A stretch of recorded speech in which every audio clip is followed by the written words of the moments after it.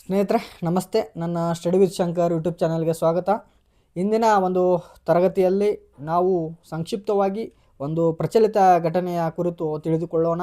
ಇತ್ತೀಚೆಗೆ ಕೇಂದ್ರ ಸಾಹಿತ್ಯ ಅಕಾಡೆಮಿ ಪ್ರಶಸ್ತಿಯು ಘೋಷಣೆಯಾಗಿದೆ ಸ್ನೇಹಿತರೆ. ಕನ್ನಡದ ಇಬ್ಬರು ಪ್ರತಿಭಾನ್ವಿತ ಸಾಹಿತಿಗಳಿಗೆ 2025ನೇ ಸಾಲಿನಲ್ಲಿ ಪ್ರಶಸ್ತಿ ಲಭಿಸಿದೆ. ಮೊದಲನೆಯದಾಗಿ ಅಮರೇಶ್ ನುಗಡೋಣಿಯವರ ದಡ ಸೇರಿಸು ತಂದೆ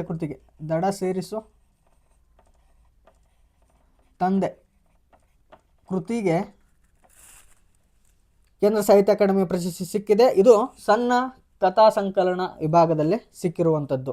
ಇನ್ನು ಈ ದಡ ಸೇರಿಸು ತಂದೆ ಕೃತಿಯು ಕಲ್ಯಾಣ ಕರ್ನಾಟಕ ಭಾಗದಲ್ಲಿನ ಅಸ್ಪೃಶ್ಯತೆಯನ್ನು, ಅಲ್ಲಿನ ದಲಿತರ ಮೇಲಿನ ದೌರ್ಜನ್ಯಗಳನ್ನು, ಹಾಗೆ ಅಲ್ಲಿನ ಮಣ್ಣಿನ ಸೊಗಡಿನ ಕುರಿತು ಈ ಒಂದು ಕೃತಿ ವಿಶ್ಲೇಷಿಸುತ್ತದೆ ಸ್ನೇಹಿತರೆ. ಇದು ಬಹಳ ಇಂಪಾರ್ಟೆಂಟ್ ಪರೀಕ್ಷಾ ದೃಷ್ಟಿಯಿಂದ. ಇನ್ನು ನೆಕ್ಸ್ಟು ಇನ್ನೊಬ್ಬ ಸಾಹಿತಿ ಯಾರಂದರೆ ಎಚ್ ಎಂ ಪೆರ್ನಾಲ್. ಮಂಗಳೂರಿನ ಖ್ಯಾತ ಕೊಂಕಣಿ ಸಾಹಿತಿ ಎಚ್ ಎಂ ಪೆರ್ನಾಲ್ ಅವರ ಕೊಂಕಣಿ ಕಾವ್ಯಂ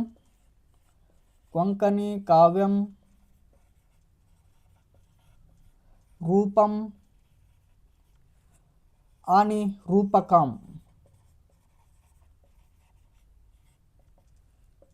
ಕೊಂಕಣಿ ಕಾವ್ಯಂ ರೂಪಂ ಆನಿ ರೂಪಕಾಂ ಎಂಬ ಸಾಹಿತ್ಯ ವಿಮರ್ಶಾ ಕೃತಿಗೆ ಕೊಂಕಣಿ ಸಾಹಿತ್ಯಕ್ಕೆ ಕೊಡಲ್ಪಟ್ಟಂತಹ ಮೊಟ್ಟ ಮೊದಲ ಕೃತಿಯಾಗಿದೆ.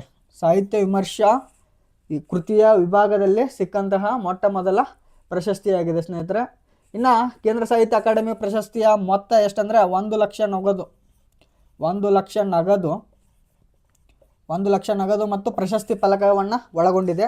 ಇನ್ನು ಈ ಕೇಂದ್ರ ಸಾಹಿತ್ಯ ಅಕಾಡೆಮಿ ಪ್ರಶಸ್ತಿ ಆರಂಭವಾಗಿದ್ದು 1954ರಲ್ಲಿ ಆರಂಭವಾಗ್ತದೆ. 1954 ಮಾರ್ಚ್ ತಿಂಗಳಿನಲ್ಲಿ ಈ ಕೇಂದ್ರ ಸಾಹಿತ್ಯ ಅಕಾಡೆಮಿ ಪ್ರಶಸ್ತಿ ಆರಂಭವಾಗ್ತದೆ.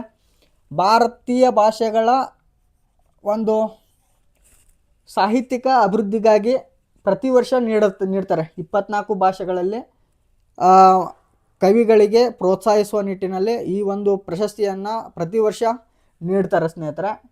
ಇನ್ನು ನಾವು ನಮ್ಮ ಕನ್ನಡಕ್ಕೆ ದೊರೆತಂತಹ ಮೊಟ್ಟ ಮೊದಲ ಕೇಂದ್ರ ಸಾಹಿತ್ಯ ಅಕಾಡೆಮಿ ಪ್ರಶಸ್ತಿ ಯಾವುದಂದರೆ ಕುವೆಂಪು